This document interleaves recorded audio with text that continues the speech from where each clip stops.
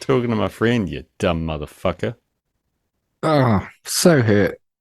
Unbelievable. Oh, just got producer Eric. If you just cut all this out, 'cause my feelings. I'm gonna need a moment now. My feelings. Will you apologize to me? Um, Fuck no. Can you just do your stupid no no no intro so people don't like click off in 5 seconds? This type of thinking could do us in is the third studio album by American rock band Chevelle, debuting at number 8 on the Billboard 200, and based on okay, well, it debuted at number 8 on the Billboard 200 and sold about 90,000 copies in its first week. That's what I'm trying to say. You said Third it very well. album, Chevelle, wonderful masterpiece. That's the album that we listened to the past week. We did. And yeah, I'm quite interested to hear what you would say, because a lot of rock bands, you tend to complain and whine and grizzle and but you know what I found interesting is I was watching these guys play live on YouTube last night, and I kind of thought there's a lot of similarities to a band you really do like in Chevelle. Who's that? And who's that band? Too. Oh yeah. Okay. Yeah, I thought a lot of places the singing style is very similar, Mm-hmm. and it's not quite the progressive rock thing of Tool, but it is. The heavy parts are very similar to Tool-like in ways, but it's in more of a standard rock format. So Right. I wasn't Kind of a little sure bit if like, what was the other band we did that sounded kind of like Tool? Wheel. that was a blatant rip-off of Tool, though. Yeah, Really, yeah. Anyway, you're just saying, like Tool. They were like Tool. there More were like Tool than this guy. similarities. Hmm. Yeah, more like Tool. These guys are more like a pop rockier version of Tool, Yeah. rather than a straight clone of that progressive long song, Yeah, big, yeah, yeah, crazy format.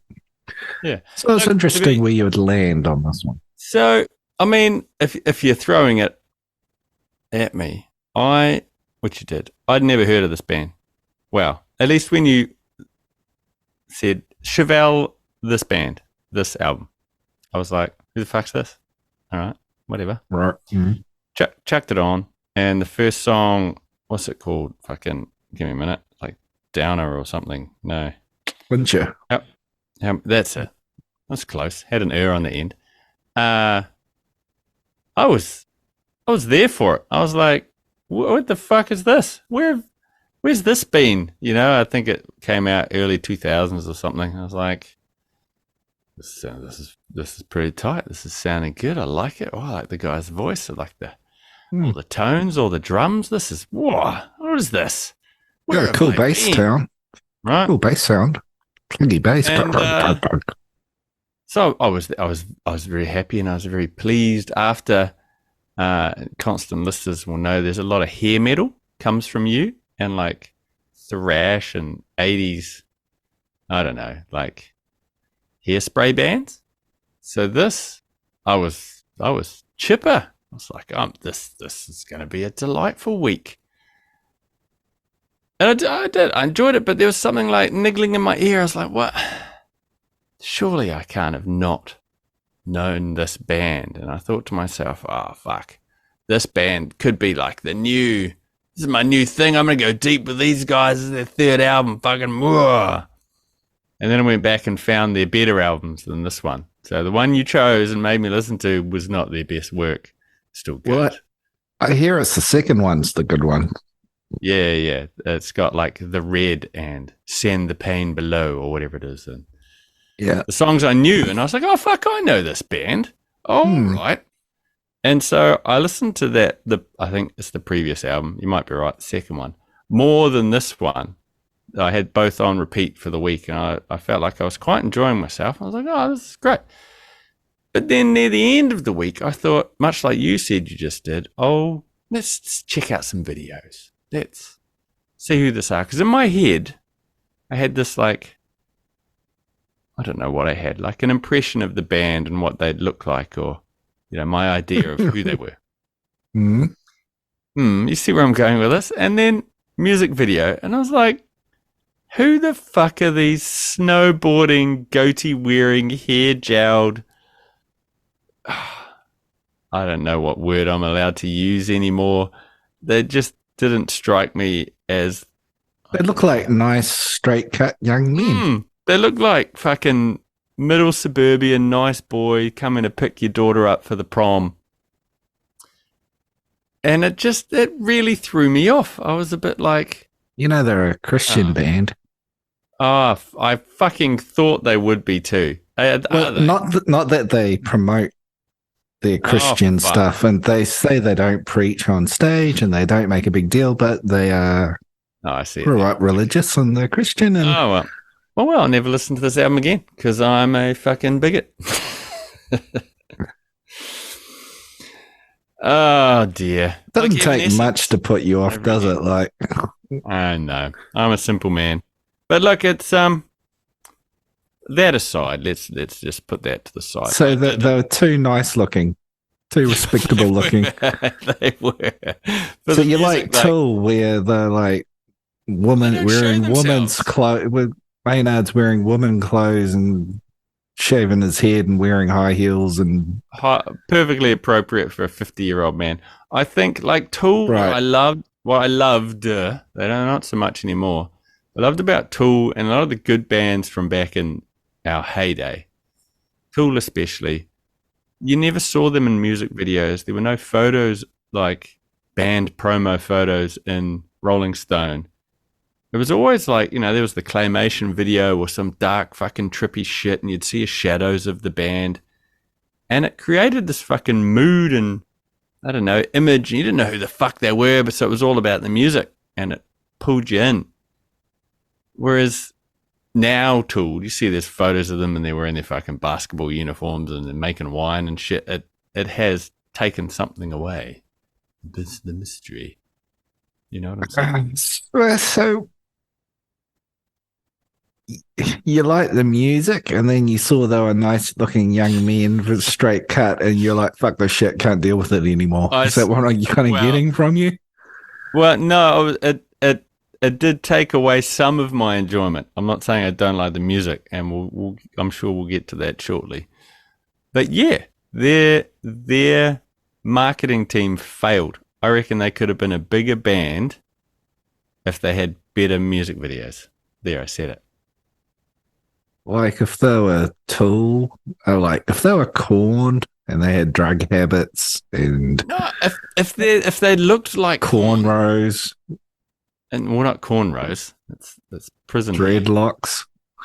Maybe some dreads. Yeah, it would just make them dirtier. They're playing dirty music for angry young men. I want to get sweaty in the mosh pit, not like... They've got church on Sunday. They do. They look like Fuck, Brad.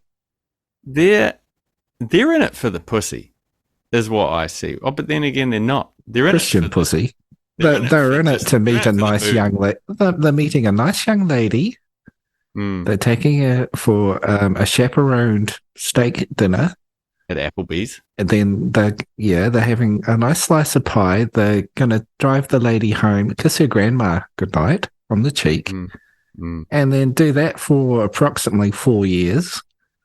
Get engaged, get married, and then probably wait 6 months before they have sex.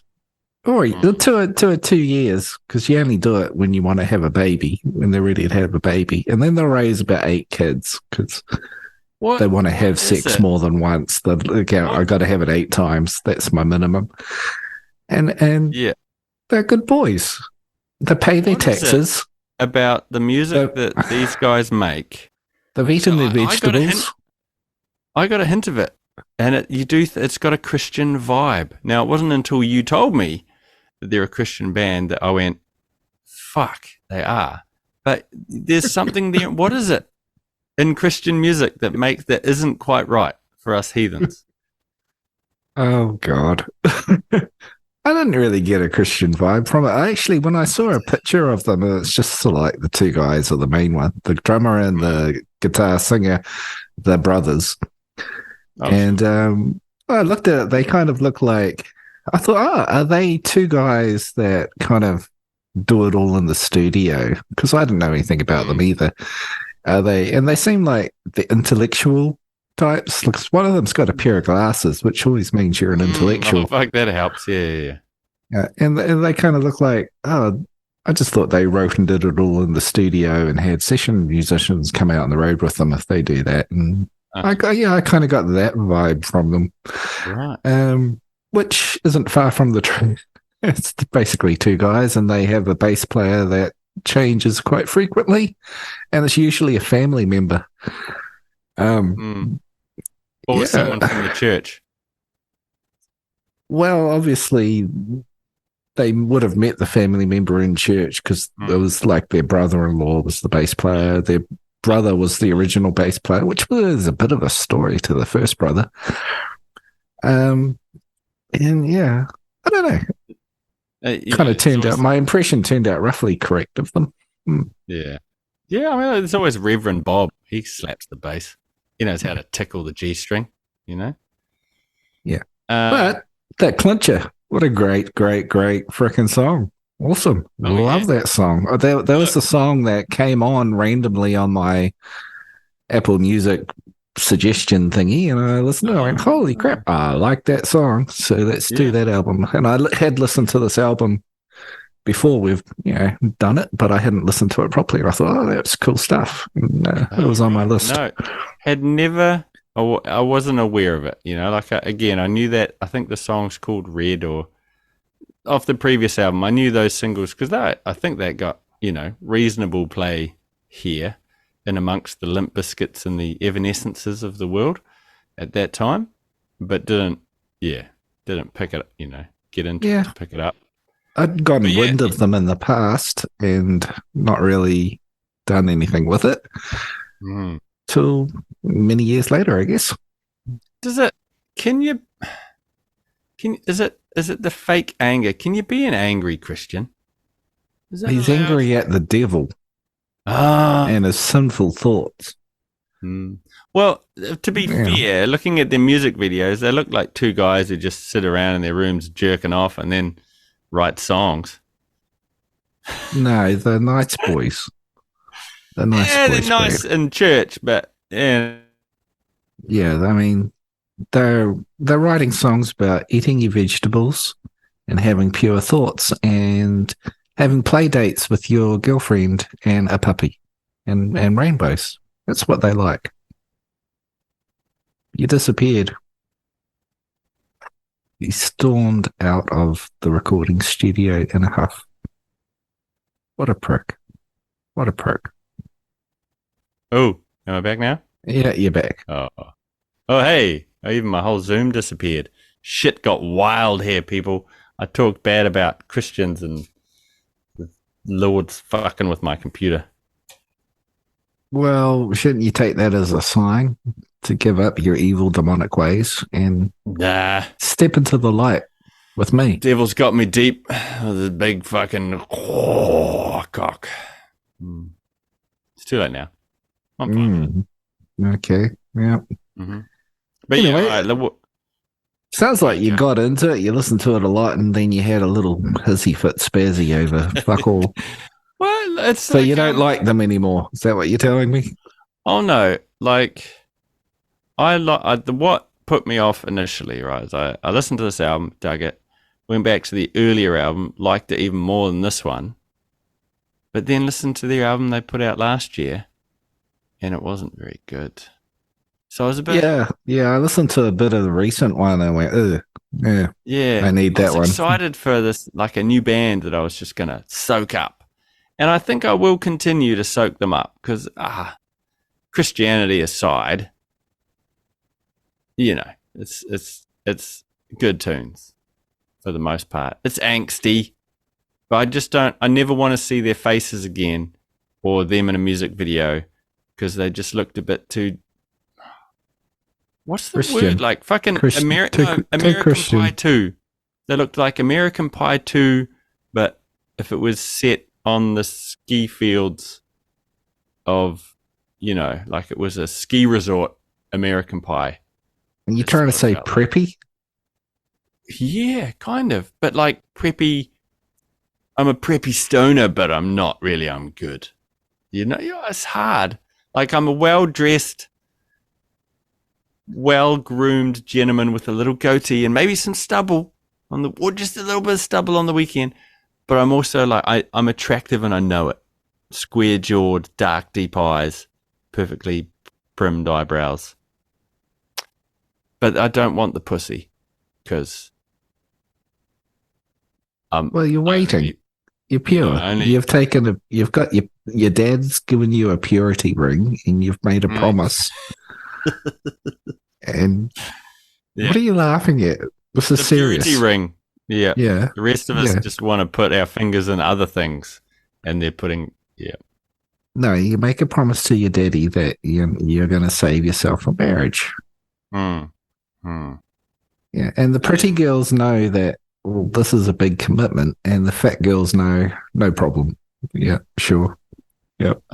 You just push your hormones down, deep, deep down, churning them to a knot in your belly, and then you write songs like this that seem angry, but really you're just saying, it's all okay, it's all going to be all right in the end.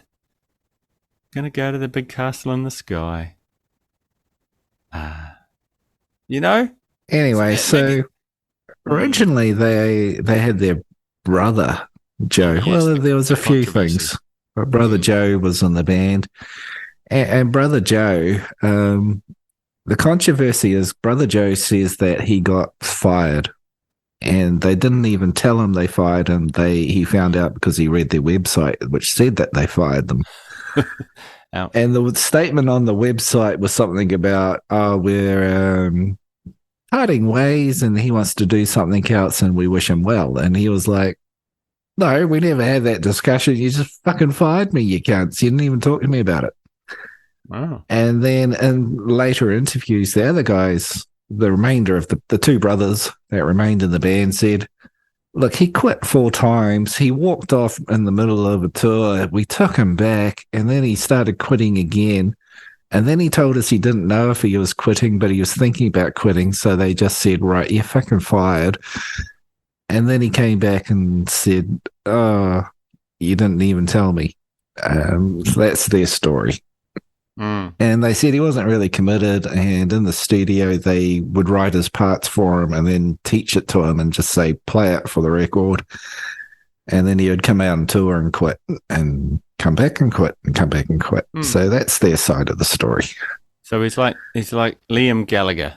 Noel writes everything and tells him what to sing, and then he just takes all the money and then quits. Well, that's the other controversy, is that there's videos of them saying they were signed to a little record label and they thought their careers were over at one point after the first record because the company went bankrupt or something and they didn't know if they were going to ever be able to get out of the contract or what was going to happen to them.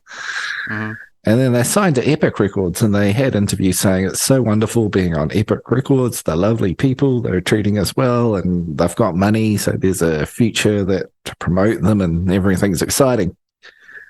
And then many years later, in current day, they're saying Epic Records, a bunch of pricks. They've sold 6 million records and generated about $50 million in record sales for Epic, and they haven't seen any money from their album sales. And they're renegotiating their contract, and they're trying to get Epic to give them some money from the album sales. It's too late. You sign the contract. You're like Dave Chappelle. You sign it when you don't know what you're signing. They said they've signed all the worst contracts in there, and you know, that's where they are. But they're just trying to rectify that now. I don't know what the truth is, but that's what they're saying. You can't go backwards. You fucking signed it. You could have, done your due diligence, but you didn't. You just trusted everybody around you, and look at you now. If you put your faith in the Lord and use the power of prayer, I'm sure Jesus is going to fix all of this. Mm, yeah. Can't take your money with you, boys. Hopefully, they've done well with touring. Well, I don't know. If they came to New Zealand, I wouldn't go. You know? They've sold 6 million records. They're doing all right. That's quite a lot. I think that 6 million largely came at the beginning of their career. I don't know what it's doing now. Yeah. That's based on nothing other than me just going, the first albums were the good ones, it seems. Well, like with most bands that have any longevity, the early stuff's always the best work, right? I think what was lacking for me on this album, like, good songs, good riffs, good, well recorded, good energy, but it didn't really have any like catchy melodies or hooks, that you'd go away and sing later. They had them on the previous record, but on this one that we did, which is called what? Your Time Is Up, or Your Fucking Jesus Christ, I'm paying attention. This type of thinking could do us in. Yeah, that's right. It didn't have the hooks and melodies. I think Vitamin R, which is what, track 3, it was a single, great track. I think that's got a bit of a catchy thing, but I couldn't sing it for you now. I don't fucking remember it. I just remember the songs being cool. It was a record that I could put on, rock out to, enjoy it. It all sounds solid. Everything's wicked. And then it'll just start up again. You go, I remember the intro to the clincher. And away you go, But you forget it the moment it's gone. 100%. Yeah, 100%. that's. I think I'm 100% on board with that opinion. To be honest, that's exactly what I was going to say. Really.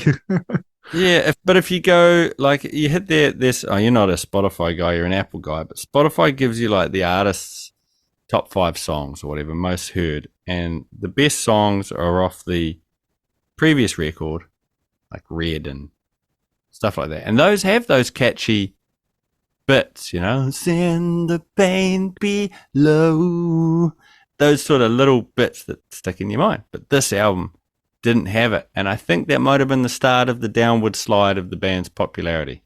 Like after this one, I'm not seeing any highly rated or played songs. They're just keeping it going. Keeping it going. Yeah, I think, the clincher, the first 3 songs out of the gate, pretty great stuff. But then it's sort of, I don't know if I really tell one from the other. Except the final song, Bend the Bracket, the kind of ballady one, it got a great melody to it, but I couldn't sing it to you afterward, I guess. Yeah. But at the time when he's singing it, like all the songs, when they're on, I'm into it. All of them. Yeah. Yeah, I can't remember. I couldn't tell one from another afterward after listening to this album quite a bit. Yeah. It's good background music, I guess, but it's good solid listen music too, I think. But it's one I will probably, other musical mates I might recommend. Oh fuck, did you hear this band? And check it out, because it's it's worth recommending to people. And as soon as they find out they're Christian, they'll go. I wouldn't be negative about it at all. I'm not trying to be negative either. I'm just saying it's great stuff.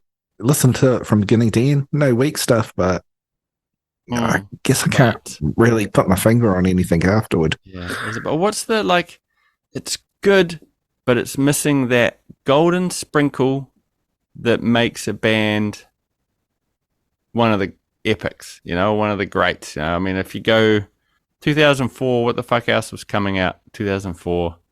I guess Limp Bizkit was still going. Evanescence were doing their thing. All those bands you rattle off. If people rattled off, Green Day, didn't they do American Idiot back then? People rattle off bands from the early 2000s.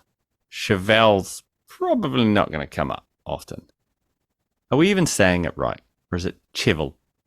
Chevelle. No, I think they're a big band slightly under the radar. It's kind of the impression I get. Yeah. 6 million albums they've sold. Maybe the heyday was a few years ago, but they're still ticking along, and They doing what they love for a living.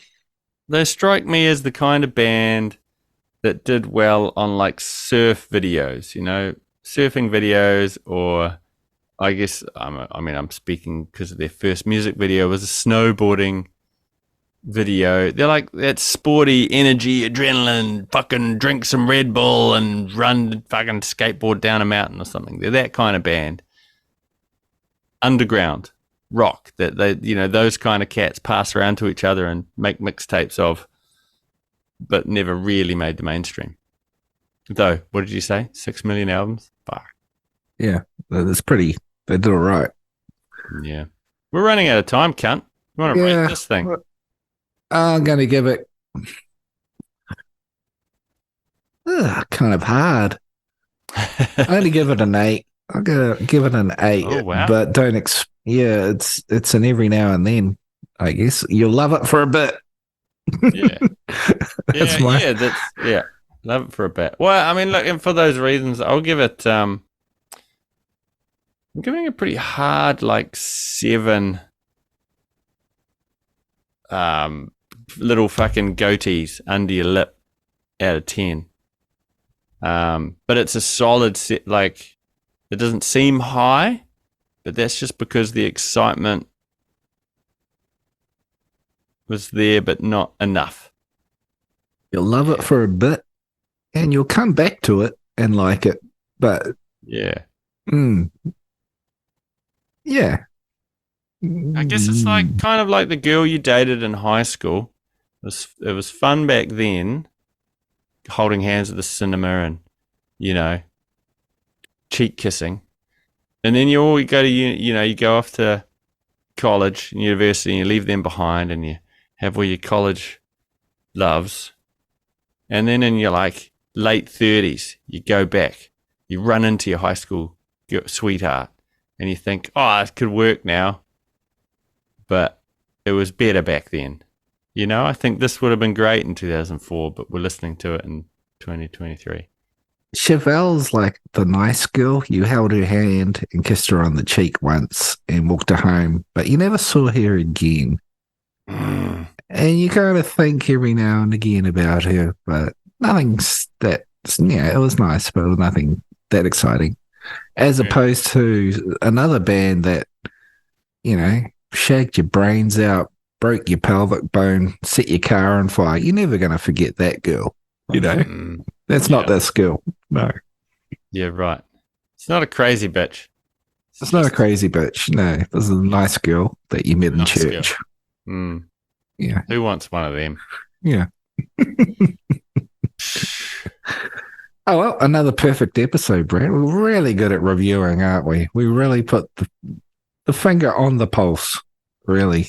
Just, no wonder. It's just a shame the best place to find your pulse is up your asshole. Is it? I don't know. It's just a warm place to put your finger. I would have. I mean, if I read that in a book, I'd be like, that makes sense. Makes perfect sense. I can imagine that. I'm a medical genius. Is that what homosexuals are doing? Trying to find each other's pulse? Yeah. With the thermometers. All right. Well, we'll end it there then. What a pleasant thought. Push the button, Eric. I can't find the button.